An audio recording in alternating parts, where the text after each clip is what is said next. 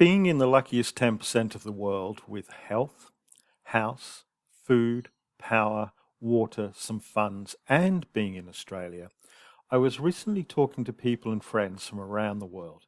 A recurring theme we talked about was that at a time like this, the sharing of skills and expertise was of help. How can I help? What can I do? My approach is to try and help organizations of all types and sizes by sharing skills and expertise that I hope are of value, because this is how we can help each other.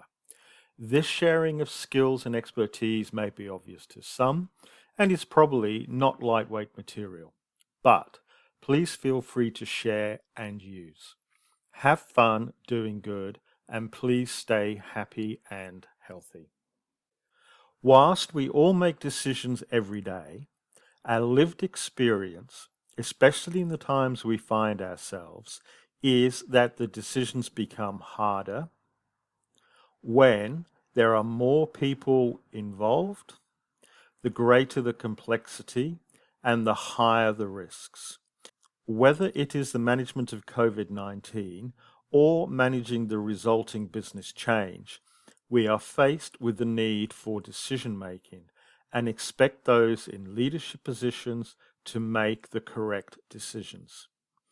Collectively, we have experienced groups where there is a reluctance to decide, where we wait for others to decide, where decisions are unclear, ambiguity around responsibilities exist, and the implementation of a decision remains a major issue. This session is about what impacts the ability to decide, and we can overcome this to make decisions and then to respond when the decisions play out differently to expected. Decision making can occur when the outcome can be rationalized. Rationalization is achieved through inclusion of and respecting a diversity of view. This avoids the problems of groupthink and falling to the one party is all knowing. Taking an evidence-based approach to an informed view. This includes people's skills and expertise. The management of options. Whilst knowing everything around all the options is impractical, accommodating options and alternatives is required. Decision making aligned to goals and strategy helps, and recognizing and managing vested interests. All of these are part of the rationalization. Decision making requires the management of ambiguity. Decisions need to be made with incomplete and contradicting information. Decisions can play out differently to what is intended, and the outcomes from decisions can change. Ambiguity can bring about uncertainty and a reluctance to decide. Managing ambiguity is key to decision making and requires an acceptance of the unknown and accommodation of the unknown within the decision-making process.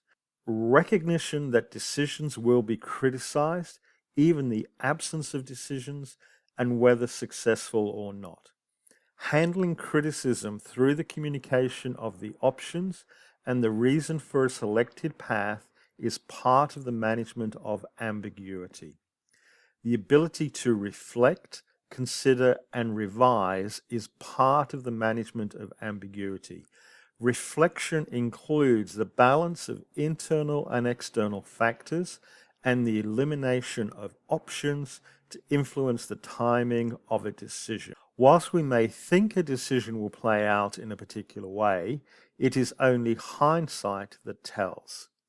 The effectiveness of alternatives is not proven because of hindsight.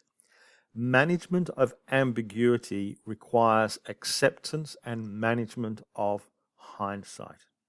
Rationalization and ambiguity management form part of a process for decision making, along with clarity of responsibility as to who is the decision maker, responsibility on implementation, responsibility for outcomes. We often seek a party to blame, and multiple parties are often blamed for adverse outcomes. It is the clarity of responsibility which aids decision making. Management of urgency. Sometimes a decision may seem important and so is considered urgent, yet there is still time to reflect and make a decision. An urgent decision still requires a process with the rationalization and management of ambiguity. Cost. Consideration of the cost is part of the decision-making process. The cost considerations include the cost of acting, the cost of waiting, the cost of the status quo, the cost to implement, and the cost of risk. Implementation. The difficulty of implementation is a consideration for making a decision. The easy option may have a cost. The process for decision making considers the cost and benefits of action, as well as the cost and benefits of deferred action and keeping the status quo. There is a cost and impacts of inaction, as well as action that are considered within the decision-making process. The decision-making process with rationalization and ambiguity management is only a process. The process is only as good as those electing to follow the process and the information they have. Whether it is a good decision or a bad decision, the right decision or the wrong decision, it is about the implementation of the decision and the response to changes. Having the correct response management is also part of decision making, as it influences both the decisions made and the success of the outcomes. Response management includes the capacity and capability to implement a decision. The success of a good decision comes from the effectiveness of the implementation. The success of a decision comes from the ongoing monitoring to determine the changes in response as required. The ability to respond to changes, including making a good decision better or making a decision that turns out to be a bad decision or the wrong decision. The implementation of a decision or the changes in response required depends upon the ability to communicate the decision as well as the options and why the decision is the preferred solution. Making the right decision or a wrong one is a matter of a process for decision making with the required rationalization and management of ambiguity. A process is only as good as those that pragmatically use the process with information for the required outcome. A right decision becomes a good decision because of the required implementation and response management. A right decision badly implemented and with little response to change becomes a bad decision. The wrong decision with poor implementation and little response to changes remains a bad decision. But a wrong decision can be made better with the required changes. Please consider all of this when making decisions, criticizing those who make decisions, when looking at decisions with hindsight, when trying to persuade those who are unwilling to make a decision, as well as factoring the cost of indecision. Good luck with your decision making. Thank you for your time.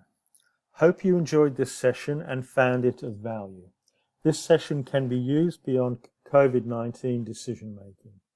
Please help others by sharing the link. Looking forward to your comments and the sharing of other skills and expertise. Don't forget to subscribe so that we can help you, and please help others to help themselves.